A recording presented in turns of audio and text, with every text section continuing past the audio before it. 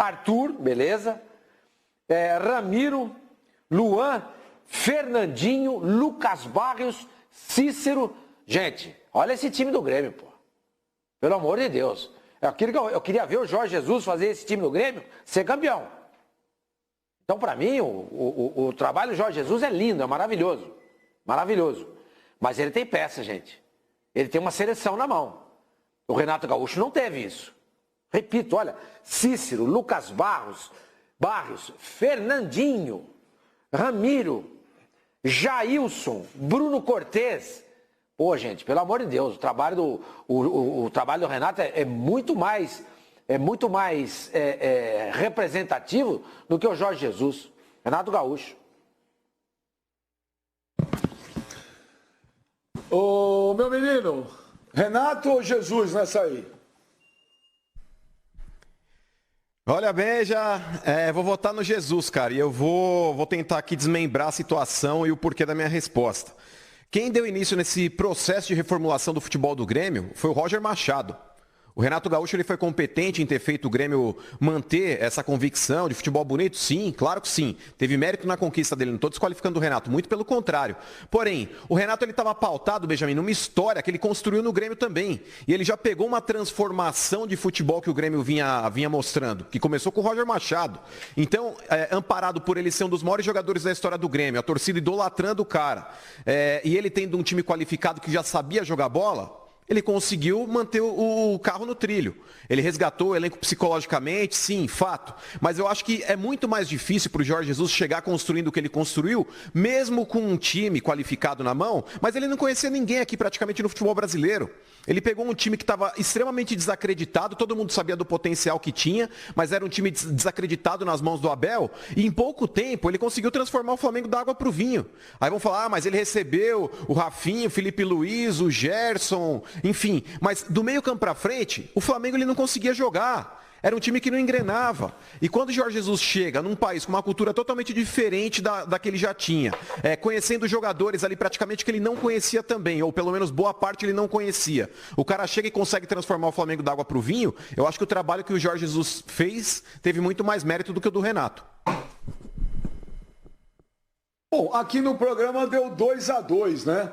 Eu não ia votar, mas o Pipo não votou, eu vou ser obrigado a votar. Eu sigo a linha do Flavinho e do Mano. Eu acho que o Jorge Jesus revolucionou, né? Os dois têm mérito, o Renato faz um trabalho espetacular no Grêmio, mas o Flamengo, a meu ver, empolgou muito mais. Bom, por falar em Flamengo, o Marcos Braz ontem deu uma... Olha, tá dando por enquanto, ó, já tem a primeira parcial aí, ó. 63% por enquanto votando no Jorge Jesus também. Por enquanto, a 63-37. E por falar em Flamengo, ontem o Renato Gaúcho, Marcos Braz, deu uma entrevista coletiva, falou sobre alguns assuntos relevantes. O Marcos Braz, apesar de ser gelo no sangue, ele não foge das respostas, né? Então, nós separamos 3 trechos da coletiva do Marcos Braz de ontem. Primeiro, sobre o contrato do Jorge Jesus. Aí, vamos ver o Marcos Braz, vamos lá. Eu não tenho esse negócio também de fazer contrato nenhum vitalício, não. Eu não... Esse negócio aí contrato vitalício é negócio de conversa fiada. Eu não se me perguntar, você quer fazer um contrato vitalício com o Jorge Jesus? Não quero. Eu quero que ele fique aqui muito tempo. Ninguém quer que ele fique mais aqui do que eu. O máximo empata, mas eu não quero fazer contrato vitalício com ninguém, nem com ele, nem com o jogador, nem com o dirigente. Aqui não tem as fases boas e as coisas boas dos momentos. O Jorge é um grande treinador, está bastante adaptado aqui no Brasil, toda a sua comissão técnica. Mas eu não vejo isso, eu vejo que ele trabalha com o estilo dele e o dia que ele for embora vai vir outro técnico com seu estilo e a gente tem que ajustar, administrar e vida que segue. No contrato do Jorge Jesus não tem estipulado absolutamente nenhum clube que ele possa sair.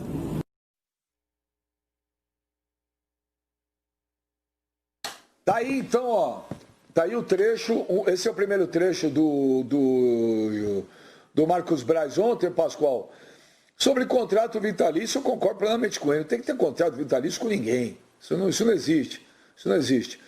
E em relação ao contrato do Jorge Jesus ali, é aquilo que eu falei aquele dia lá, Pascoal. Não existia essa cláusula de alguns clubes que estavam no contrato, que se chegasse proposta, ele podia sair. A informação que eu tinha é a mesma. O contrato do Jorge Jesus foi renovado igualzinho ao do ano passado. Pascoal? E eu acho muito legal esse negócio do dirigente que fala direto, né? Não usa meia palavra, não usa subterfúgio para falar, ele é direto. Ele quer que o Jorge Jesus fique muito tempo lá, mas não um contrato vitalício.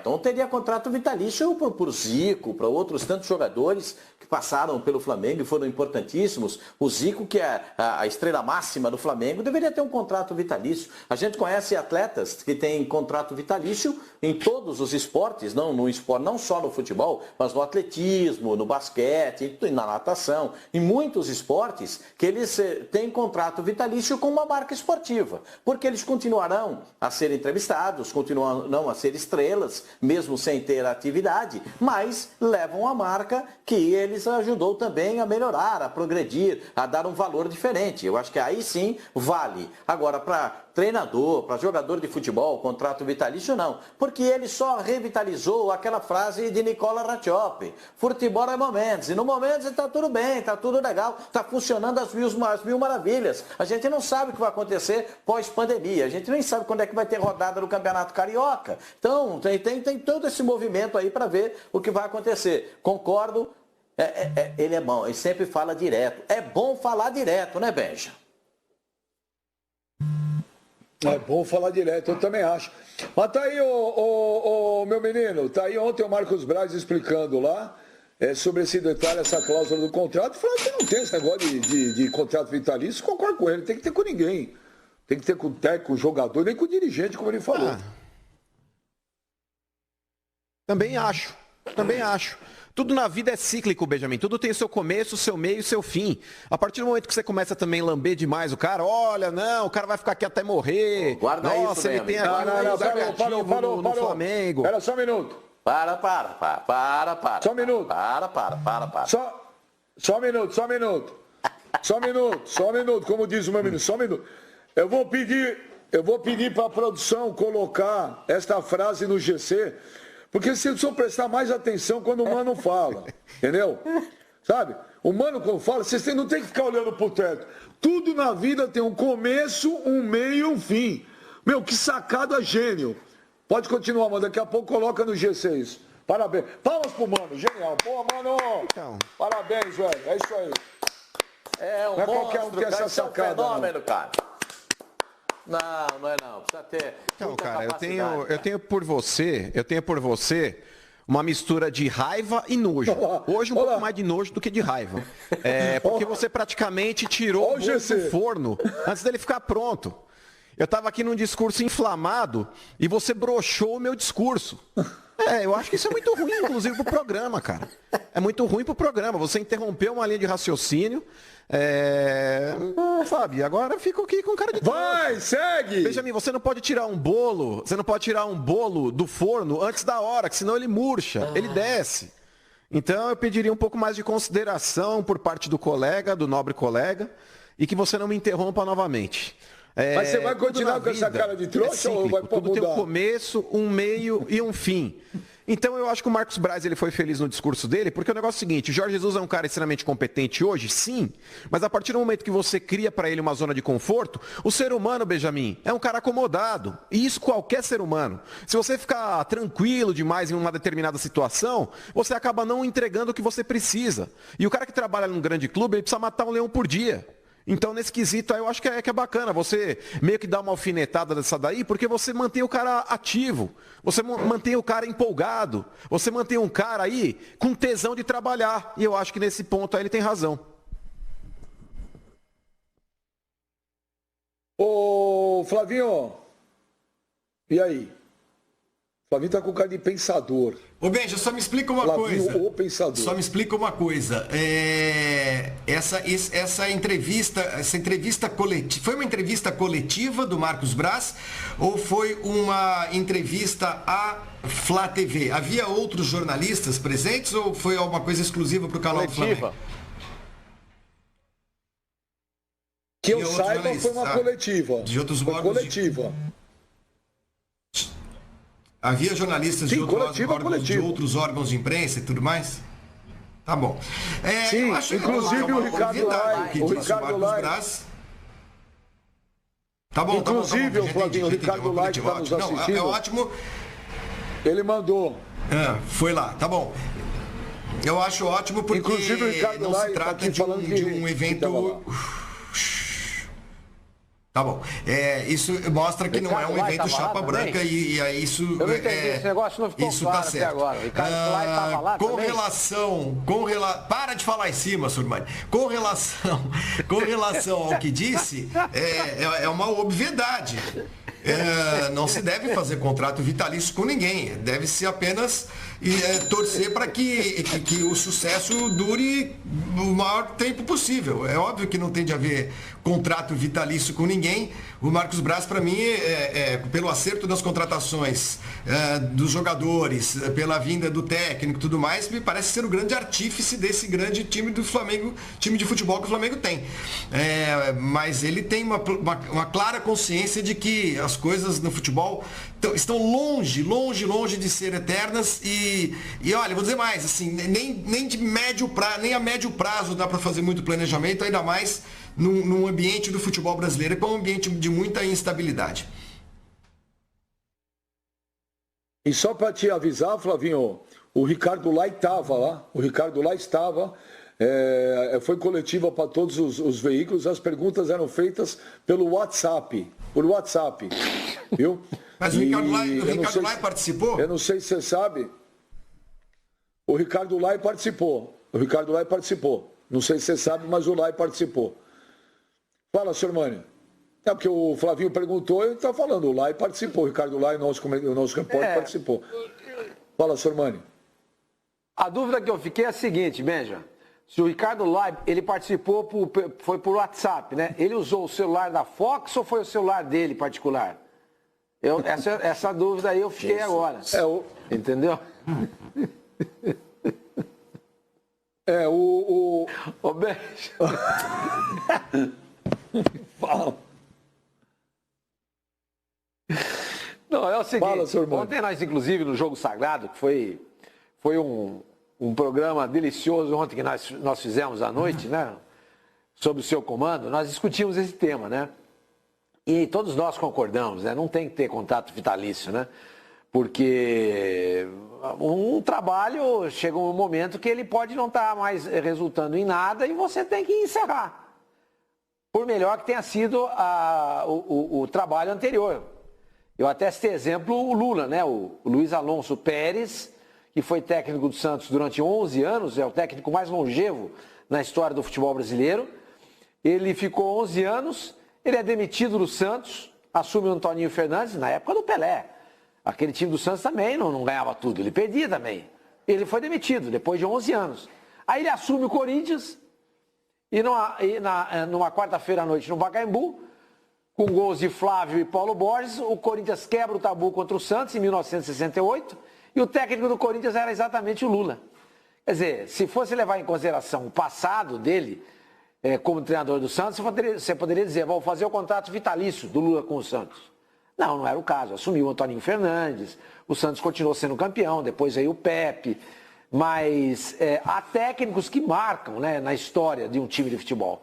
Mas chega um momento que o trabalho já não frutifica como no começo. Aí você tem que romper esse casamento. Então acho que todos nós temos a mesma opinião, né? Contrato vitalício para treinador não dá.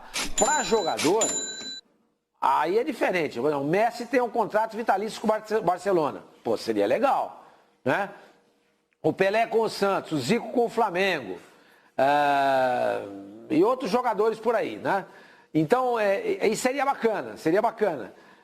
E não só com material esportivo, mas para treinador é difícil, é muito complicado. Eu acho que... eu não acredito. Eu acho que o Jorge Jesus deve ter pelo menos mais essa temporada no Flamengo, né? Que uma temporada que já começou com 2 títulos, virão mais, não sei se virão quantos, mas virão, né? Porque o Flamengo continua sendo o melhor time do futebol brasileiro na atualidade. E depois ele vai seguir o rumo dele. Pô, tá na cara que o Jorge Jesus daqui a pouco vai querer voltar também para Portugal, que é normal, o que é a terra dele, é a casa dele, onde ele nasceu, onde está a família, onde está tudo. Mas, Pipo, o Marcos Braz deixou bem claro, aquela cláusula de Real Madrid, Barcelona, não tem nada disso aí não.